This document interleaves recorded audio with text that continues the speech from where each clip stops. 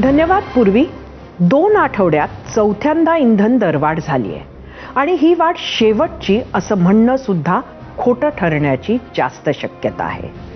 78 दिवस दरवाढ करणे सरकारनं टाळलं. त्या पाठीमागे 5 राज्यांच्या निवडणुका हे महत्त्वाचं कारण होतं, हे नाकारण्यात अर्थ नाही. पण शेवटी होर्मुझच्या सामुद्रधुनीच्या नाकाबंदीमुळे इंधनाच्या येण्या जाण्याची झालेली अडचण लक्षात घेत ही दरवाढ करावीच लागली.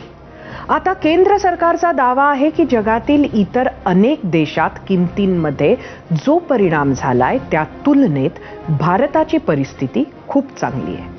तर विरोधक मात्र सरकारवर तुटून पडले आहेत, आंदोलनं करतायत. अगदी इटलीच्या राष्ट्रप्रमुख मेलेनी यांना मेलेडी चॉकलेट देणारे मोदी हे नाट्यमय पद्धतीनं आंदोलनात उभे करून त्यांची खिल्ली सुद्धा उडवली. पण एकीकडे सरकारचे दावे आणि दुसरीकडे विरोधकांचे आरोप आणि आंदोलनं होत असताना सामान्य जनतेची ह्या दरवाढीमुळे एकूणच होणारी अडचण हा फक्त राजकारणाचा मुद्दा तर बनून बसला नाहीये ना, हा सवाल उपस्थित होतोय. महागड्या भाज्या, महागडं इंधन यामुळे जनतेची होणारी अडचण ही फक्त राजकीय विरोधासाठीचे बाहुलं तर नाहीये ना. कांदा कापायची गरज उरली नाहीये, तो तसाच शेतकऱ्याच्या डोळ्यात पाणी आणतोय.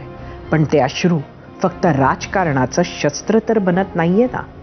इतक्या नाजूक वेळी सगळ्याच बाजूंनी बोलताना सत्य बोलणं, सत्य परिस्थिती समजावून सांगणं जास्त गरजेचं आहे. सर्वसामान्यांच्या आयुष्यावर अनिश्चिततेचं सावट, एकीकडे सरकारला टार्गेट करणारे विरोधक आणि दुसरीकडे प्रतिकात्मक काटकसर करणारे सत्ताधारी, या दोघांनाही 5-10 रुपयांच्या दरवाढीचा काहीच फरक पडत नाही. पण ज्यांना हा फरक पडतोय त्यांना मात्र हे संकट किती काळ चालणार, किती मोठं होणार आणि आपल्यासमोर नक्की काय पर्याय आहेत हे कळेनासं झालंय. नेतृत्व ते असतं जे सोल्युशन देऊ शकतं. नेतृत्व ते असतं जे कठीण परिस्थितीत लोकांना मदतीचा हात पुढे करतं.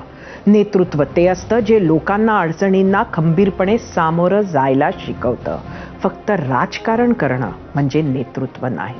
पण जोपर्यंत सामान्य जनतेकडे फक्त मतदार म्हणून बघण्याची पद्धत संपुष्टात येत नाही, तोपर्यंत हे सगळं होणं कठीणच म्हणावं लागेल. पूर्वी